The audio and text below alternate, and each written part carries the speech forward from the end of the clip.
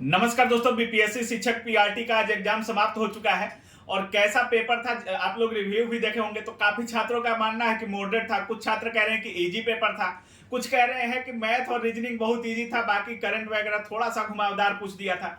तो इस पूरे मुद्दा पर बात करने के लिए अभी हम नवीन सर के साथ हैं। कैसा पेपर था, क्या कुछ कट ऑफ रह सकता है, सारी चीजों पर जिक्र करेंगे। सबसे पहले सर स्वागत है आपका। जी बहुत बहुत धन्यवाद सर, अगर पेपर ऑल ओवर पेपर देखा जाए, आप भी स्टूडेंट से रिव्यू लिए होंगे, क्या था पेपर, कैसा था टीआरई 1 और टीआरई 2 के तुलना में टीआरई 3 का पीआरटी कैसा था सर? एक्चुअली में टीआरई 3 का जो पहले एग्जाम हुआ था, जो कैंसिल एग्जाम हुआ, बिल्कुल, तो उससे तो निश्चित रूप से ज़्यादा लेवल था। और कल जिस हिसाब से आपका 6 to 8 हुआ, तो निश्चय ही उससे ज़्यादा लेवल आज के क्वेश्चन का था। अच्छा, आज के क्वेश्चन का, इसको अगर हमसे पूछा जाए तो इसको हम मॉडरेट प्लस की श्रेणी देंगे। मतलब इजी टू मॉडरेट नहीं है? नहीं, मॉडरेट प्लस की। ऐसा इसलिए कि सिर्फ आप मैथ या रीजनिंग एक सब्जेक्ट से तुलना नहीं कर सकते हैं। ओवरऑल 120 मार्क्स पर मेरिट बनना है। आप ओवरऑल देखिए कितने बच्चे परेशान हुए। आप मैथ की ही बात कर रहे हैं, तो मैथ में 3 से 5 सवाल ऐसे थे जो कि छात्रों को परेशान करने वाला था। 3 सवाल तो श्योर। उसके बाद रीजनिंग में लगभग 2 से 3 ऐसे सवाल थे। एक सवाल में तो हमको लगता है कि 90% स्टूडेंट को प्रॉब्लम हुआ होगा। अच्छा। 90%, लगभग 3 सवाल वैसे थे। लेकिन करंट अफेयर्स की अगर हम बात करें तो करंट अफेयर्स से क्वेश्चन कम पूछा। 8 क्वेश्चन 9 क्वेश्चन लगभग करंट अफेयर्स का रहा। लेकिन उसमें करंट अफेयर्स का ऐसा क्वेश्चन था, अगर जैसे कूट वाला क्वेश्चन था, अगर चारों ऑप्शन आप नहीं जान रहे हैं तो करंट अफेयर्स आपसे नहीं बनता। तो करंट अफेयर्स सबसे ज़्यादा ओवरऑल परेशान किया है। और बाकी अन्य सब्जेक्ट की भी अगर हम बात करें तो अब धीरे धीरे ऑप्शन को इस तरह बनाया जा रहा है, क्वेश्चन देखने में आपको सिंपल लगेगा लेकिन ऑप्शन को घुमा दिया जा रहा है। ऑप्शन आपको परेशान कर देगा। पॉलिटी से सबसे ज्यादा प्रश्न थे सर? नहीं, सबसे ज्यादा प्रश्न ज्योग्राफी से था। अच्छा। लगभग 20 के करीब ज्योग्राफी से क्वेश्चन था। इसके बाद अगर बात की जाए तो जैसे ईवीएस से लगभग 6 से 7 क्वेश्चन के करीब था। इसके बाद साइंस से आपका लगभग 15 क्वेश्चन था। पॉलिटी से लगभग 7 या 9 सवाल, 7 से 9 सवाल आपका पॉलिटी सेक्शन से था। अगर हिस्ट्री की बात करें तो हिस्ट्री से लगभग 12-13 क्वेश्चन के करीब था। ज्योग्राफी 20 हो गया। इसके अलावा रीजनिंग से लगभग 15 सवाल आपके थे। बिल्कुल। बाकी मैथ से भी अप्रॉक्स 15 के लगभग सवाल था। तो घुमा फिरा करके 120 क्वेश्चन में यही आपका रेशियो रहा है। तो इस तरह के क्वेश्चंस में क्या होते हैं कि स्टूडेंट को लगता है, जिस समय एग्जाम दे करके आता है तो उस समय तो लगेगा कि नहीं बहुत अच्छा परफॉर्मेंस है। खास करके वैसे क्वेश्चन की बात हम कर रहे हैं जहां ऑप्शन को थोड़ा सा घुमा दिया जाता है या ऑप्शन को क्लिष्ट बना दिया जाता है। तो उस समय तक तो आप फील गुड में रहते हैं, लेकिन जब आप सॉल्यूशन से उसको मिलाते हैं, जब पूरा डिटेल अलग अलग सब्जेक्ट आप मैच कराते हैं, तो पता चलता है कि कैसे 90 नंबर आपका 70 नंबर में कन्वर्ट हो गया। तो एक्चुअल स्थिति बाद में पता चलती है। तो और ओवरऑल 1 to के संदर्भ में 1 to 5 के संदर्भ में यही बातें हैं। और जहाँ तक अगर ओवरऑल व्याख्या की जाए तो नंबर ऑफ वैकेंसी सबसे ज्यादा यहीं पर है। 28,000 प्लस वैकेंसी है। और लगभग 5.5 गुना अभ्यर्थी यहाँ पर कंपटीशन में थे, अप्लाई किए हुए थे। तो अब सवाल ये उठता है, दूसरा 2 बातें इसमें है कि जैसे कि सेफ स्कोर के बारे में अगर हम चर्चा करें तो उसमें कई बातों पर ध्यान रखा जाता है। जैसे कल अप्रॉक्स 74% स्टूडेंट अपीयर हुए थे कल। बिल्कुल। और हमको लगता है कि यही रेशियो आज भी होना चाहिए, या मे भी इससे थोड़ा ज़्यादा भी हो सकता है। ये बाद में पता चलेगा जब आयोग की तरफ से पूरा डिटेल निकल करके आएगा। मान लीजिए कि 20% स्टूडेंट भी अगर इसमें अब्सेंट होते हैं, तो अगर 1,60,000 बच्चे थे तो 32,000 बच्चे तो ऐसे ही बाहर आपके हो गए।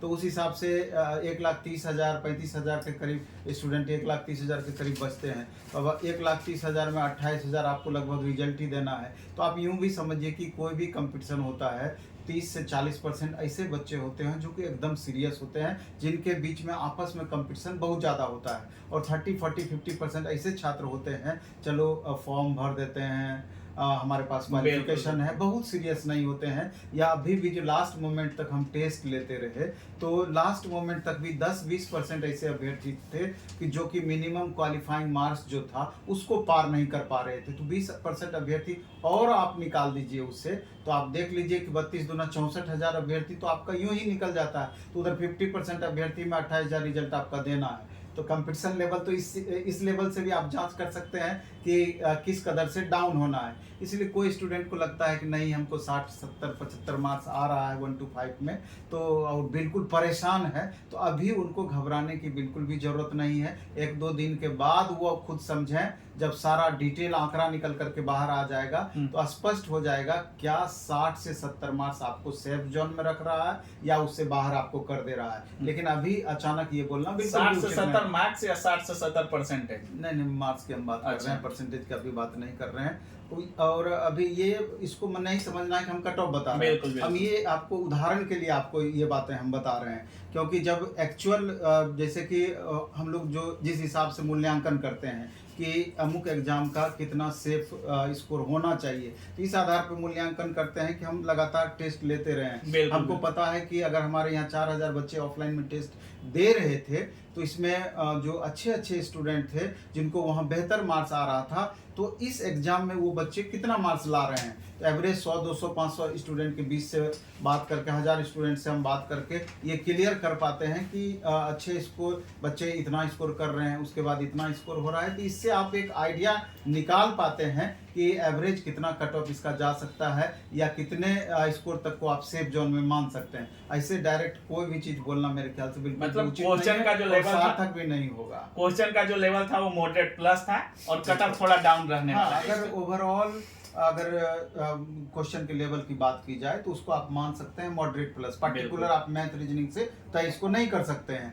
और सर कल से आज का पेपर आप कह रहे हैं कि थोड़ा अप रखा गया है। बिल्कुल 9th-10th का एग्जाम होना बाकी है। तो जैसे ही अंतिम दिनों में आता है एग्जाम, जैसे ही अंतिम चरण चलने लगता है, थोड़ा पेपर का लेवल अप और होते जाता है सर। हर एग्जाम का ये है, यही लग रहा है। तो क्या देखने को मिल सकता है 9th-10th 11th? नहीं, सबसे महत्वपूर्ण हम समझते हैं, चूंकि मैक्सिमम सब्जेक्ट का कॉम्बिनेशन कल के एग्जाम में है, चाहे वो SST के संदर्भ में आप देखें 6 to या फिर आप मैथ के संदर्भ में देखें, साइंस को ले लें या लैंग्वेज पेपर को ले लें, कल बहुत ज़्यादा सब्जेक्ट का एग्जाम होना है 9th-10th में, और सबसे महत्वपूर्ण एग्जाम होना है। वैसे तो सारे एग्जाम अपने आप में महत्वपूर्ण है, तो इसे लेकर के हम उन अभ्यर्थियों को कहना चाहते हैं, खास करके जिनका कल एग्जाम है, तो आप जिस हिसाब से आपने तैयारी किया होगा, अंततः आपको उसी हिसाब से रिटर्निंग भी आपको मिलना है, जैसा आपने तैयारी किया होगा, जितना आपने मेहनत किया होगा। लेकिन कई छात्रों से जब हम बात करते हैं, आज ही हम बहुत सारे छात्र मिलने के लिए आए हैं, अभी भी आप ऑफिस में देख रहे हैं कि अच्छा खासा बच्चों का भीड़ लगा हुआ है, अपना रिव्यू बता रहे हैं, तो उनका एक तो टेक्निकल प्रॉब्लम वाली बात अभी भी कंटिन्यू है। जबकि हर वीडियो में हम इस बात की चर्चा करते हैं कि कुछ भी हो जाए, 5 मिनट आपका टाइम चला जाए, 10 मिनट टाइम चला जाए, लेकिन OMR भरने में कतई आप गलत ना करें, क्योंकि कई बार क्या होता है कि स्टूडेंट लास्ट मोमेंट में पहुंचते हैं या बहुत तनाव में रहते हैं, जिसके कारण से OMR भरने में कब 8 के बदले में 9 वाला कॉलम रंग दिए, नाम के बदले में जैसे कुछ स्टूडेंट मिला कि जहाँ सर हमको स्पेशल नेम का कॉलम दिया था, हम दूसरा ही चीज़ उसमें डाल दिए। तो इस तरह इन चीज़ों से बचना है, क्योंकि आपका कितना भी बेहतर परफॉर्मेंस रहे, लेकिन अगर ये परेशानी है तो आप दौड़ से उसी समय बाहर हो जाते हैं। बाकी तो अपने दिमाग को थोड़ा सा कूल करके रखना है। एग्जामिनेशन हॉल में टाइम मैनेजमेंट आपका बेहतर होना चाहिए, क्योंकि आप यूँ समझिए कि जिसका कल मैथ होना है तो 80 सवाल तो ऐसे ही मैथ का रहेगा, उसके बाद 8 सवाल आपका कॉमन पेपर से मैथ आ जाएगा। 88 सवाल मैथ का सॉल्व करना बहुत टाइम टेकन होता है,